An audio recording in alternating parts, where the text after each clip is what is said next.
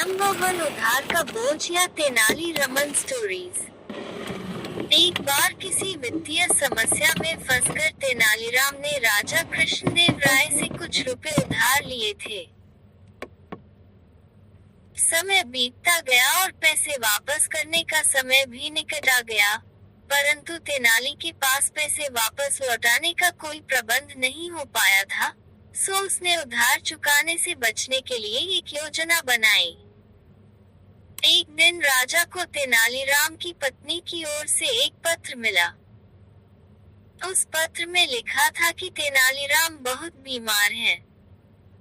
तेनालीराम कई दिनों से दरबार में भी नहीं आ रहा था, इसलिए राजा ने सोचा कि स्वयं जाकर तेनाली से मिला जाए।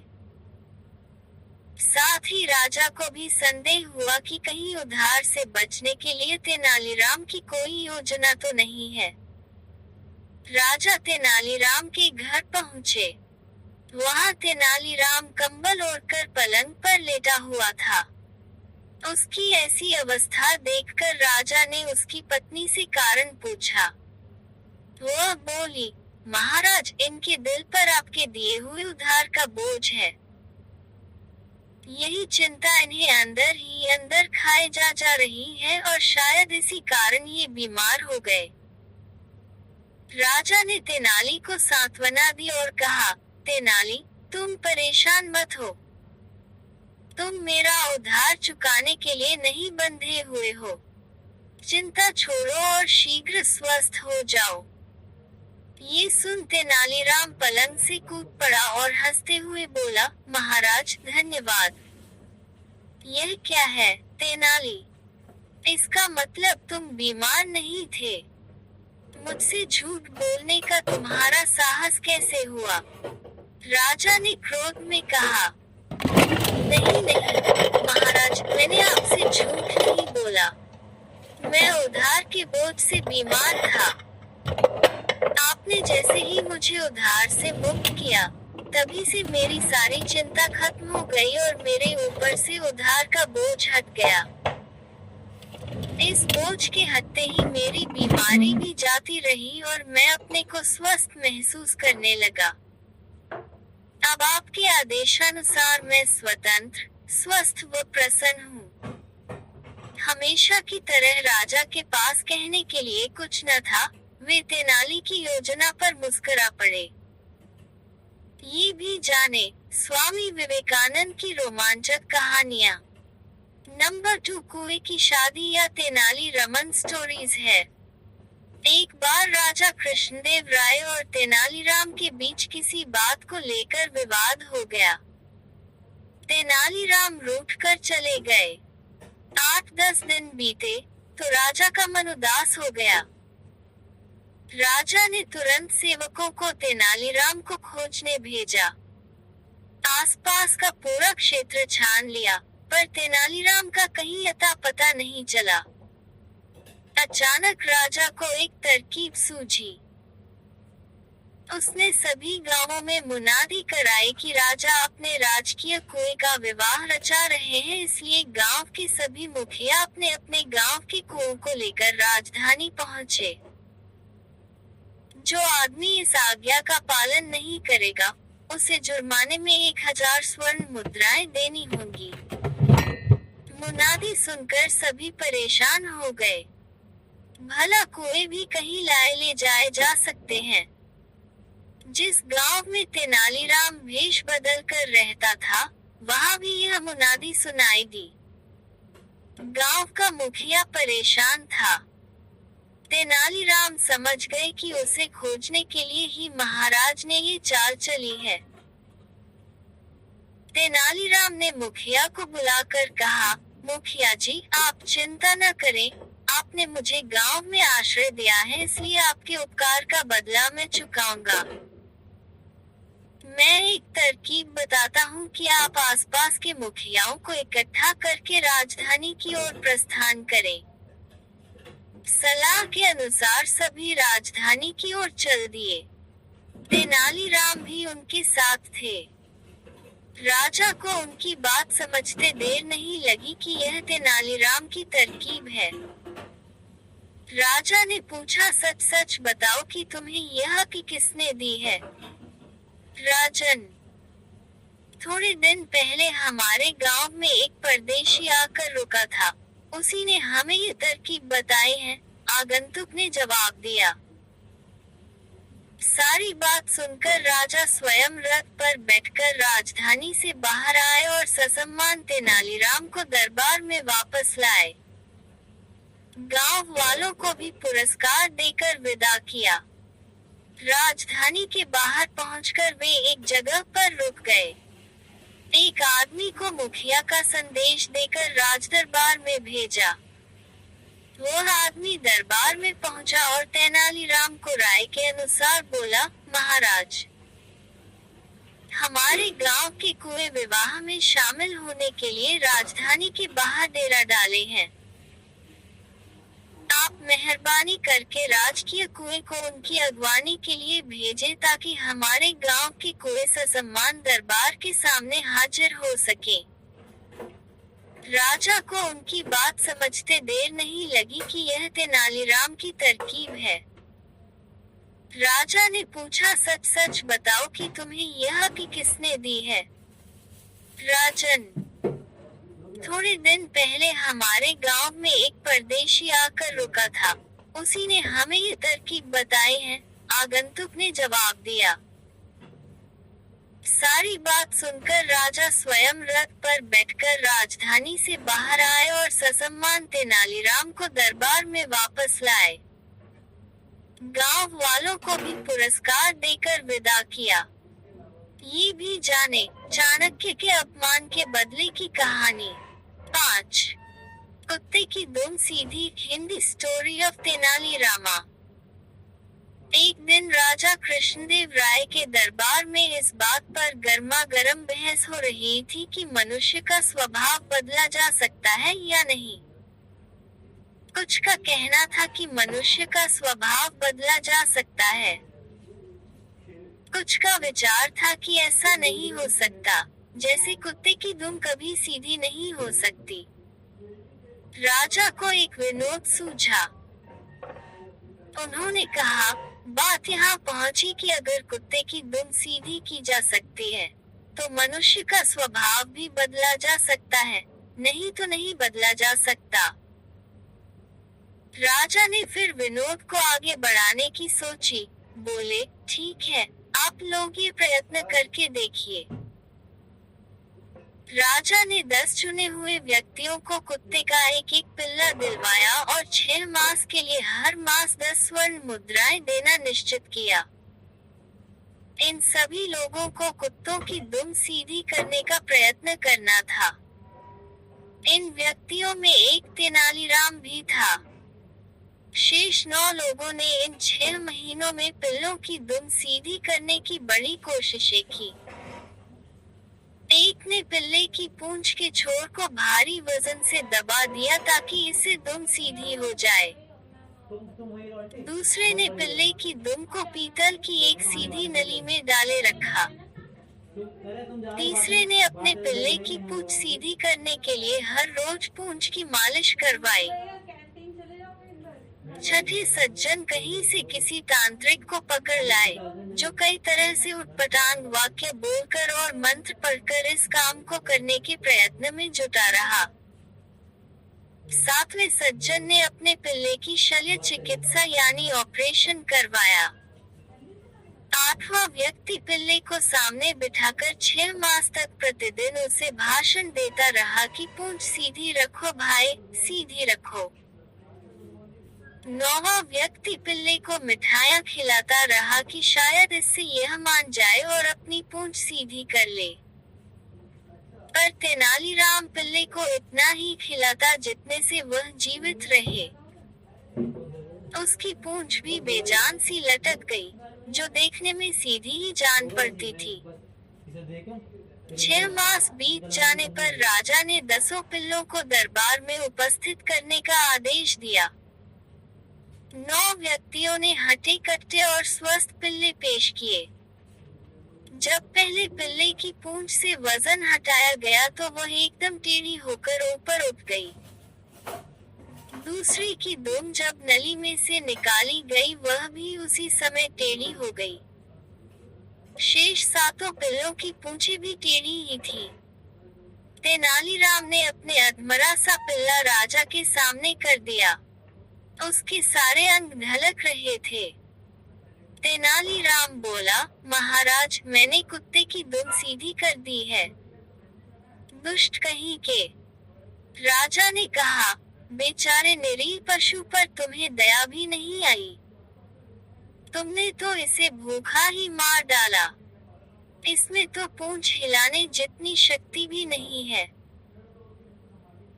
महाराज, अगर आपने कहा होता कि इसे अच्छी तरह खिलाया पिलाया जाए तो मैं कोई कसर नहीं छोड़ता, पर आपका आदेश तो इसकी पूंछ को स्वभाव के विरुद्ध सीधा करने का था, जो इसे भूखा रखने से ही पूरा हो सकता था।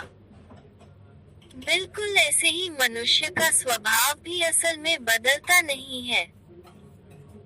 हाँ, आप उसे काल कोठरी में बंद करके, उसे भूखा रखकर उसका स्वभाव मुर्दा बना सकते हैं। नंबर 3 मूर्खिया तेनाली रामकृष्ण स्टोरीज। विजयनगर के राजा कृष्णदेव राय होली का त्योहार बड़ी धूमधाम से मनाते थे। इस अवसर पर हास्य मनोरंजन के कई कार्यक्रम होते थे। हर कार्यक्रम के सफल कलाकार को पुरस्कार भी दिया जाता था। सबसे बड़ा पुरस्कार महामूर्ख की उपाधि पाने वाले को दिया जाता था। कृष्णदेव राय के दरबार में तेनालीराम सबका मनोरंजन करते थे। वे बहुत तेज दिमाग के थे। उन्हें हर साल का सर्वश्रेष्ठ हास्य कलाकार का पुरस्कार तो मिलता ही था, महामूर्ख का खिताब भी हर साल वही जीत ले जाते। दरबारी इस कारण से उनसे जलते थे। उन्होंने एक बार मिलकर तेनालीराम को हराने की युक्ति निकाली। इस बार होली के दिन उन्होंने तेनालीराम को खूब छक्कर भांग पिलवा दी। होली के दिन तेनालीराम भांग के नशे में देर तक सोते रहे। उनकी नींद खुली तो उन्होंने देखा दोपहर हो रही थी। वे भागते हुए दरबार पहुंचे। आधे कार्यक्रम खत्म हो चुके थे। कृष्णदेव राय उन्हें देखते ही डपट कर पूछ बैठे, अरे मूर्ख तेनालीराम जी, आज के दिन भी भांग पीकर सो गए। राजा ने तेनालीराम को मूर्ख कहा। ये सुनकर सारे दरबारी खुश हो गए। उन्होंने भी राजा की हाँ में हाँ मिलाए और कहा, आपने बिल्कुल ठीक कहा, तेनालीराम मूर्ख ही नहीं महामूर्ख हैं। जब तेनालीराम ने सबके मुंह से यह बात सुनी तो वे मुस्कुराते हुए राजा से बोले, धन्यवाद महाराज, आपने अपने मुंह से मुझे महामूर्ख घोषित कर आज के दिन का सबसे बड़ा पुरस्कार दे दिया। तेनालीराम की यह बात सुनकर दरबारियों को अपनी भूल का पता चल गया, पर अब वे कर भी क्या सकते थे, क्योंकि वे खुद ही अपने मुंह से तेनालीराम को महामूर्ख ठहरा चुके थे। हर साल की तरह इस साल भी तेनालीराम महामूर्ख का पुरस्कार जीत ले गए। नंबर 4 मटके में मुंह स्टोरी। एक बार महाराज कृष्णदेव राय किसी बात पर तेनालीराम से नाराज हो गए।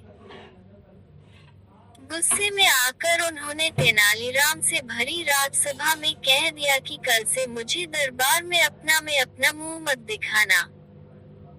उसी समय तेनालीराम दरबार से चला गया।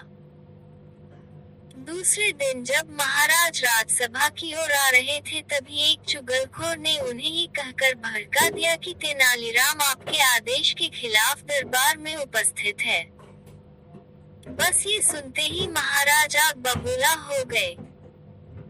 चुगलखोर दरबारी आगे बोला, आपने साफ कहा था कि दरबार में आने पर कोड़े पड़ेंगे, इसकी भी उसने कोई परवाह नहीं की।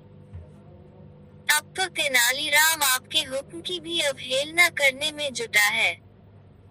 राजा दरबार में पहुंचे। उन्होंने देखा कि सिर पर मिट्टी का एक घड़ा ओढ़े तेनालीराम विचित्र प्रकार की हरकतें कर रहा है। घड़े पर चारों ओर जानवरों के मुंह बने थे। तेनालीराम, ये क्या बेहूदगी है?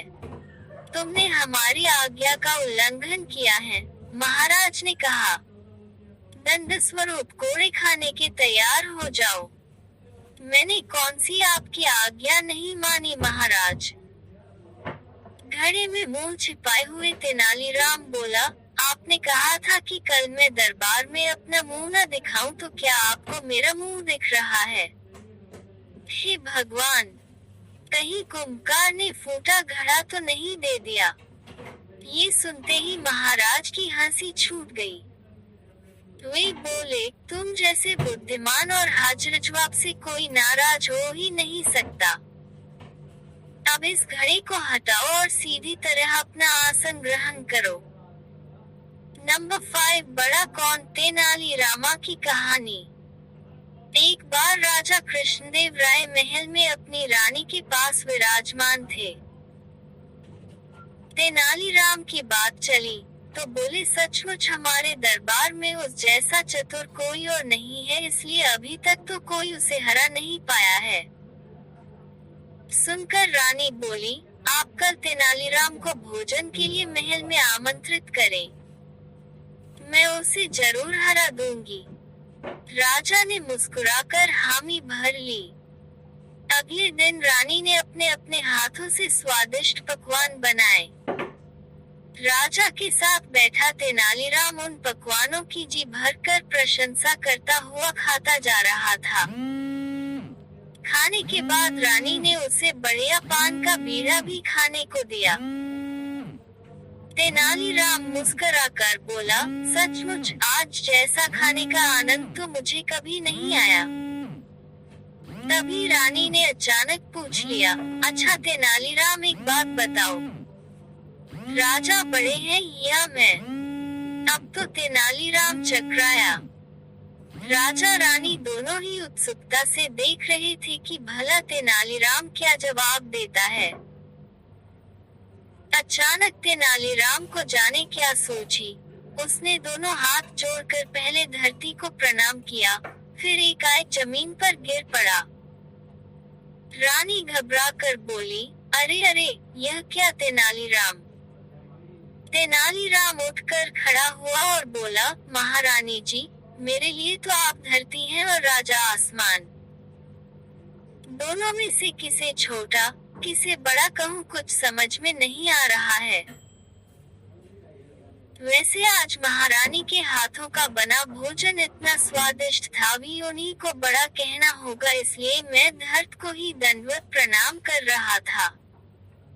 सुनकर राजा और रानी दोनों की हंसी छूट गई। रान बोली, सचमुच तुम चतुर हो तेनालीराम। मुझे जिता दिया, पर हारकर भी खत जी गए। इस पर महारानी और राजा कृष्णदेव राय के साथ तेनालीराम भी खिलखिलाकर हंस दिए। ये भी जाने जिंदगी बदलने वाली प्रेरक कहानियाँ। तेनालीरामा की समझदारी स्टोरी हिंदी। एक बार राज दरबार में नीलकेतु नाम का यात्री राजा कृष्णदेव राय से मिलने आया। पहरेदारों ने राजा को उसके आने की सूचना दी। राजा ने नीलकेतु को मिलने की अनुमति दे दी।